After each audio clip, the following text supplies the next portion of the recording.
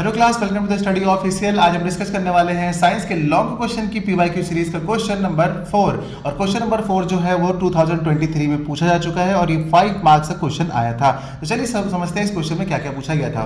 पहला पार्ट है आपका इसका, draw the structure of the following components, यानी कि आपको इसके स्ट्रक्चर बनाने हैं। पहला क्या है, ब्यूटेनोइक एसिड, और दूसरा है आपका क्लोरोपेंटेन। पहले हम यहाँ पे जो इसका स्ट्रक्चर बनाने वाले हैं बच्चों, ब्यूटेनोइक का बनाएंगे। और ब्यूटेनोइक का मतलब है कि इसमें ओइक जो है फंक्शनल ग्रुप लगा हुआ है, ओइक, और यहाँ पे ब्यूट जो है वो 4 कार्बन को दिखाता है। तो सबसे पहले हम यहाँ पर बनाएंगे 4 कार्बन एक चेन में। तो एक कार्बन बना लिया हमने यहाँ पर, ये सी हो गया, ये दूसरा हो गया, ये तीसरा हो गया, ये चौथा हो गया, 4 कार्बन हो गए। और यहाँ पर अगर हम बात करें तो ये वाला हमारा फंक्शनल ग्रुप होता है ओइक का, CO, यहाँ पे O और ये H, ओइक ग्रुप का ये होता है फंक्शनल ग्रुप। ठीक है, ये बन गया अपना।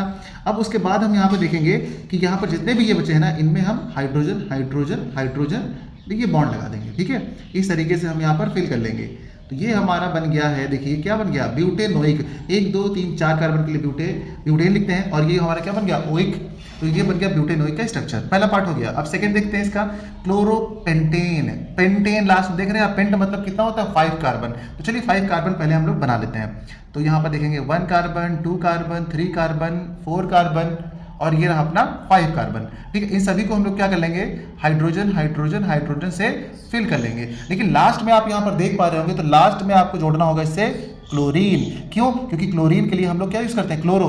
तो ये हो गया आपका Cl। बाकी सब जगह आपको H H H लगा देना है, हाइड्रोजन सब जगह आपको यूं लगा लेनी है। ठीक है, अच्छा, तो ये हो गया हम लोग का कौन सा, क्लोरोपेंटेन। बहुत ही सिंपल था, देखिए। तो ये आपके बोर्ड में आया था, देख रहे हैं आप, इतना डिफिकल्ट नहीं आता है, इजी ही क्वेश्चन आता है। तो ये क्लोरोपेंटेन हो गया आपका, देखिए स्ट्रक्चर समझ गए होंगे आप।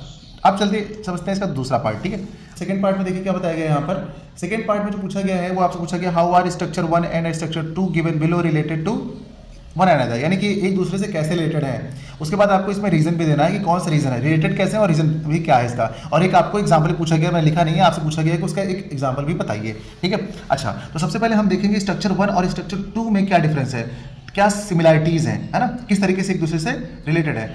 तो अब देखिए यहाँ पर, देखिए आप इसको देख पा रहे होंगे, यहाँ पर कितने कार्बन है, काउंट करिए, 1 2 3 4 5 6 कार्बन इसमें है, और 1 2 3 4 5 6 कार्बन इसमें भी है। हाइड्रोजन काउंट करते हैं, देखिए 3 3 6 2 8, और 8 और 3 11 14 14 यहाँ पर है। यानी कि इसमें अगर हम बात करें किसके, कि C कितने हैं हमारे पास, C की बात करते हैं हम यहाँ पर, तो C 6 है, और H कितने हैं, 14 है। ठीक है, अब इसमें भी काउंट करते हैं C, तो C इसमें भी 6 है, और H कितने, देखिए H यहाँ पर 3 3 6 3 9, और 9 और ये 3 12, और 12 और यहाँ पे कितना 2 14, यानी कि 14 है अपने पास। क्या बात है, आप देख रहे होंगे यहाँ पर कि इनके मॉलिक्यूलर फॉर्मूलाज तो सेम आ रहे हैं, लेकिन इनके स्ट्रक्चर्स डिफरेंट आ रहे हैं। तो क्या हो गए, ये आइसोमर्स हो गए हैं। यही तो आपसे पूछा गया था। स्ट्रक्चर 1 आप लिखेंगे, structure 1 and structure 2 are structural isomers.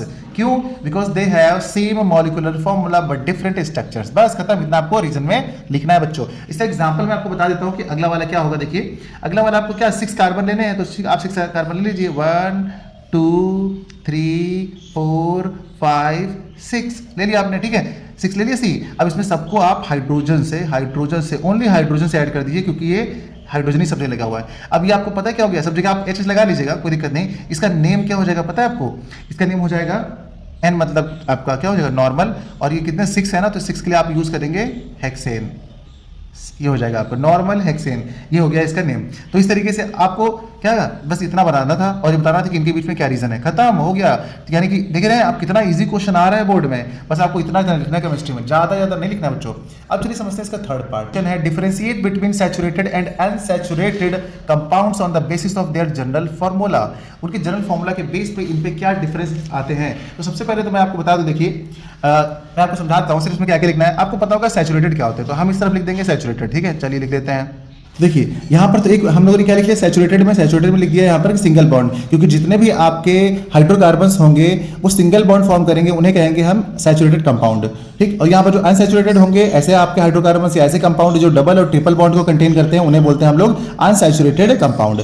अब यहाँ पर ये सिंगल बॉन्ड लिखा है और ये double bond triple bond form करते हैं। अब इनका जनरल फॉर्मूला अगर हम लिख देंगे, तो इसका जनरल फॉर्मूला क्या होता है, देखिए CN, ये होता है आपका H2N+2, और यहाँ पर ये क्या हो जाएगा आपका, देखिए ये हो जाएगा आपका CnH2n, और दूसरा वाला क्या हो जाएगा आपका, दूसरा हो जाएगा एंड करके लिख देता हूँ मैं, CnH H2N-2। ये -2 जो है वो ट्रिपल बॉन्ड के लिए है और ये जो है ये डबल बॉन्ड के लिए है। बस बाकी आप डिफरेंस एक बार देख लीजिएगा। बाकी ये तो करेक्ट है जो मैंने आपको बताया, बस इतना आपको बताना था। देखिए 5 मार्क्स के आपके कंफर्म हो चुके हैं बच्चों। देख रहे हैं पेपर में कितना ज़्यादा मतलब इजी वाले क्वेश्चंस आते हैं, कितने आसान क्वेश्चन आते हैं। तो इस तरीके से हम लोगों ने 5 नंबर का कर लिया। समझ के कर रहे थे इतना टाइम लगा, अदरवाइज आप एग्जाम में इसको सिर्फ और सिर्फ 2-3 मिनट में कंप्लीट कर सकते हैं।